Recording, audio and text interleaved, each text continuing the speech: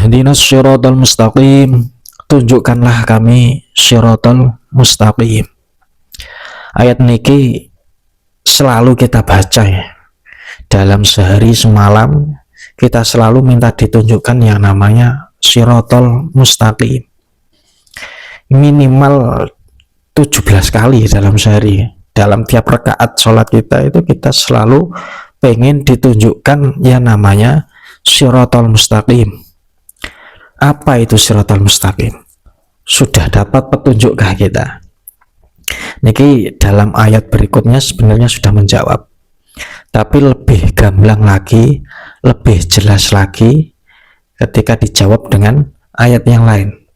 Tepatnya dalam surah Yasin ayat 61 niku ada jawaban mengenai syiratal mustaqim.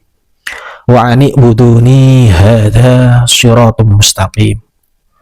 Hendaklah kalian menyembahku, inilah yang namanya syiratal mustaqim. Nah, jadi yang namanya syiratal mustaqim niku wa ani'buduni. Jika kita menyembah Allah. Nah, prakteknya menyembah Allah niku sangat sulit sekali, sangat sulit untuk dilakukan jika tanpa adanya petunjuk, tanpa adanya ilmu, tanpa adanya ma'rifat. Niku nanti akan salah kaprah dalam pelaksanaan ibadah niku sendiri, sulit. Jadi banyak dari kita itu setiap harinya melakukan ibadah, melakukan sholat, tapi kadang sholat itu malah menjadi suatu hal yang dilarang. Semisal dalam sholat, dalam ibadah niku pasti disyaratkan yang namanya ikhlas, murni lillahi ta'ala, murni karena Allah, jangan sampai karena yang lain. Gitu. Syarat ibadah niku nggih ikhlas lillahi ta'ala. Tapi kebanyakan dari kita nggih ngapunten, melakukan ibadah itu karena ada tujuan-tujuan lain, bukan lillah, tapi ada tujuan dalam dirinya, dalam nafsunya, dia ingin ini, ingin itu. Kadang keinginannya niku berupa duniawi, kadang ukhrawi, kadang hanya sekedar ingin dicap sebagai orang yang soleh, orang yang baik, orang yang taat beribadah, makanya mau melakukan sholat, jadi dipandang sebagai orang yang taat beribadah. Itu bukannya riya, malah pelanggaran berat. Melakukan ibadah tapi jadi durhaka. Kadang tujuannya berupa ukhrawi, misal lil jannah, untuk surga, untuk mendapatkan surga. Ini juga hal yang lain. Seandainya dilafatkan usolli fardhu dhuhri arba rakaatin mustaqbilal qiblati adaan lil jannah, nah ini bisa bermasalah, nggak sah sholatnya. Karena niat itu dalam hati, itu yang mengerti kita sendiri. Ketika diniatkan lil jannah berarti bukan lillah, syaratnya nggak bisa diterima, itu malah suatu hal yang lain, jannah bukan Allah itu.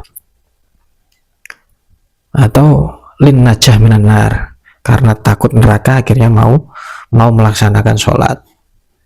Itu lebih membesarkan hal yang lain, itu malah bisa dikatakan syirik. Karena menurut Abdul Qadir Al-Jailani, beliau menyampaikan bahwa asyirku laisa ibadatul asnam. Syirik itu bukan hanya menyembah patung, bukan kok menyembah patung tok, tapi ada hal-hal yang lain yang dikatakan syirik juga. Bal huwa mutaba'atuka hawaka. Ya, namanya syirik itu mengikuti hawa nafsu, itu sudah bisa dikatakan syirik. Wa antakhtara ma'a rabbika syai'an siwa minat dunya wa ma fiha wal akhirah wa ma fiha. Kita lebih memilih hal yang lain selain Allah, baik itu dunia dan seisinya ataupun akhirat seisinya. Ketika kita memilih yang lain, itu berarti kita sudah menyekutukan Allah, menduakan Allah. Syirik. Ada Allah kok malah milih yang lain, ada yang sangat maha besar kok malah memilih yang kelihatannya lebih besar, lebih penting, lebih mementingkan yang lain. padahal Allah lah yang seharusnya dituju. Maka sangat benar jika dikatakan bahwa Shiratal Mustaqim niku sangat lembut. Bahkan riwayatnya niku mengatakan adakku minasyari, lebih lembut daripada rambut yang dibelah 7, kecil. Dan ahaddu minas saif, lebih tajam daripada pedang. Resikonya itu enggak bain-bain, ya, sangat berbahaya. Kalau pedang tertebas sekali ya, sakitnya lumayan, tapi sementara maksudnya. Tapi kalau sampai Shiratal Mustaqim ini dilewati dan salah langkah, ini akibatnya abadan abada, akan selamanya, bahaya sekali, lebih bahaya daripada pada pedang. Sangat lembut tapi sangat beresiko, sangat sulit untuk dilalui. Maka sangat penting untuk mendapatkan yang namanya ihdina, hidayah, petunjuk.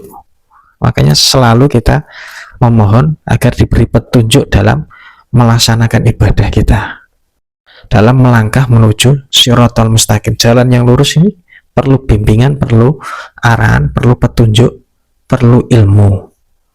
Kalau tanpa itu semua bahaya, sangat membahayakan, sangat beresiko tinggi. Mau beribadah malah jadi syirik. Ini kesalahan fatal. Syirik ini nggak bisa dimaafkan. Kita menduakan Allah, memilih yang lain, wah, sangat dosa besar, kesalahan yang sangat fatal. Pada tiap ibadah kita tujuannya hanya selain Allah. Nah ini yang namanya syirik, bahaya. Sebagian besar dari kita kan ngoten ya, melakukan sholat hajat misal, itu tujuannya untuk terkabulnya hajat, untuk menggapai tujuannya dia, membaca surah Waqiah supaya kaya, keinginannya yang kaya itu supaya tergapai, untuk mendapatkan uang. Sebenarnya tujuannya lil fulus, kanggo duit sebenarnya ibadah yuk. Jadi kita ketika nggak kenal Allah, nggak bisa menyaksikan kebesaran Allah, kebanyakan akan silau dengan hal-hal yang lain. Allah sang maha besar, sang maha indah, sang maha pemberi, sang maha penyayang, sang maha menghidupkan, itu nggak kelihatan dalam tiap aktivitasnya. Dan seharusnya dalam ibadah yang dipandang adalah Allah. Kebesaran Allah itu sangat-sangat maha dahsyat, sehingga bagi orang yang sudah mengenal Allah akan sulit untuk berpaling darinya. Maka perlu sekali adanya petunjuk, hidayah, ilmu, sama ma'rifat.